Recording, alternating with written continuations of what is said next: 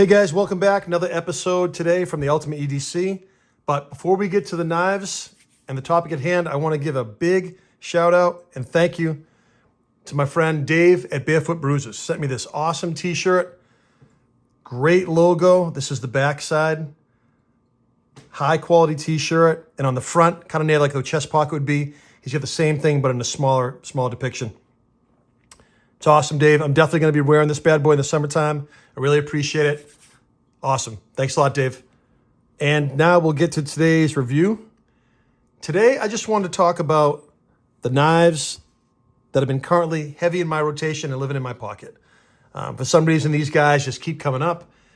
Haven't really found anything lately that I've wanted to replace it with, so we'll go over those. So first one is the Emerson Parisian. Really cool. Second, ProTech TR4 manual. Third, Medford 187. And last but not least, Spyderco Yo Jumbo. So all excellent blades in their own right. And we'll get into details a little bit in each one of them. But for now, I'm just going to slide up the t-shirt. This will be kind of today's backdrop a little bit. Let me just make sure we can see this. All right. So, first one I guess we'll talk about is the Emerson Parisian. I'd seen this blade a lot online, videos and so forth, but never handled one. The other day, a really good deal came up in the secondary that I couldn't refuse, and I grabbed it.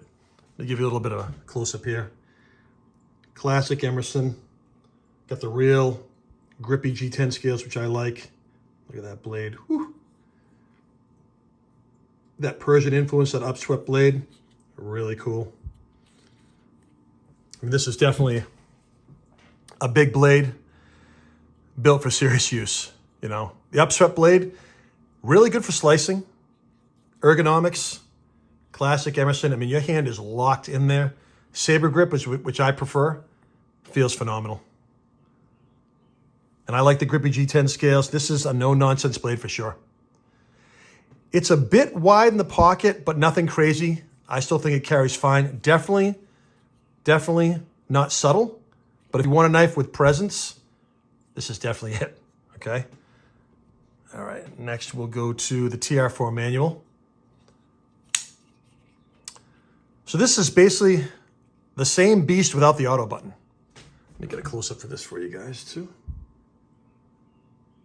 And I actually like the combo blade. I usually don't, but this one, it just spoke to me. Really nice. Super ergonomic. Great feeling. It's smooth, super comfortable in hand, good grip. Even though it's a big knife, it carries better than you'd expect. The aluminum handles keep the weight down, and the clip sits really well. This is an oversized clip. It really grabs on great. Only complaint I have with this knife is the back spacer is very sharp on the outside edges. I'll kind of show you what I'm talking about. Right here. That is really sharp. They should have deburred that a little bit. I'm going to have to knock that down with some sandpaper or something because that is really sharp when you're going to put your hand in the pocket. So, other than that, I really like it. Action is good. One other thing that I wish they did too, if you can see, there's only one thumb stud on there. I don't know why they wouldn't have it. Finger flick is one of my best deployment methods. One of my favorite deployment methods. And you can't do it. I've only got to do the button, which is fine, or just with the thumb. I mean, doesn't ruin it, but I wish they'd had double thumb studs on there. So if you want a full-size hard-use folder, this is definitely on the list. Rock solid. Okay? Next, I mean, I've talked about this one to death. Medford 187. Hardcore in the running for my second favorite knife in my collection out of all my blades. Medford's grinds are just so well done. And this has got the bronze scales with the PVD hardware. Medford 187, tank. Thick, built like a beast.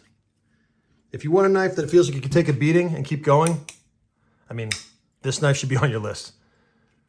The lockup is rock solid like a vault. Action, super smooth. I mean, look at that. You can break it in, it will get a little smoother, or you can adjust the action of the detent slightly, admittedly, like I did on this one. But it's perfect now for me. Perfect. That said, this for me, it's a big blade, but it carries really well, if you don't mind the size. Super solid, locks up like a vault. This is one of my all-time favorites, guys.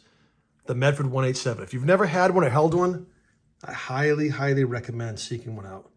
You will not be disappointed. And this is the drop point Tanto version. Okay. And last, but certainly not least, the Spyderco Yo Jumbo. Big knife, massive, massive slicing power on this bad boy. That Wharncliffe is sharp, insanely good at cutting through cardboard or just whatever else you want to throw at this thing. Compression lock, super solid, smooth, and the action is like a vault too. It locks up, super secure.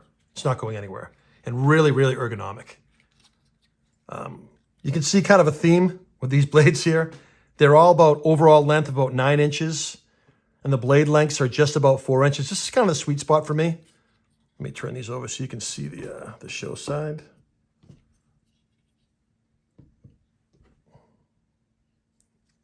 There you go. Really, really good group here. And I just haven't found anything lately that's been kicking these out of my pocket. Excellently done. All very well cutters in their own right. You really can't go wrong with any of them. I'd recommend them to anybody. All solid blades. So that being said, just got a quick one today. I still want to do a movie rec. This week's movie rec is going to be Angel Heart. Angel Heart was released in 1987, and it's a dark, kind of a psychological thriller. A little bit of horror as well. The movie's set in the 50s, and it takes place following a private investigator, Harry Angel, played by Mickey Rourke. And he's hired by a mysterious client, Louis Cyphier, played by Robert De Niro, to find a missing singer. You kind of got to pay attention to this one to follow it, to what's going on. It has a slow burn aspect to it, but this movie's very controversial when it came out. And if you watch it, you'll understand why. The ending is unbelievable. I mean, this is such a good movie, in my opinion. It's not for the faint of heart. It's definitely got some crazy moments in it. But if you guys haven't seen it, definitely check it out. So that's it for today, guys. Thanks for checking out the video. And leave me a comment and like it if you enjoyed what I did today. I'll talk to you guys soon. Thanks.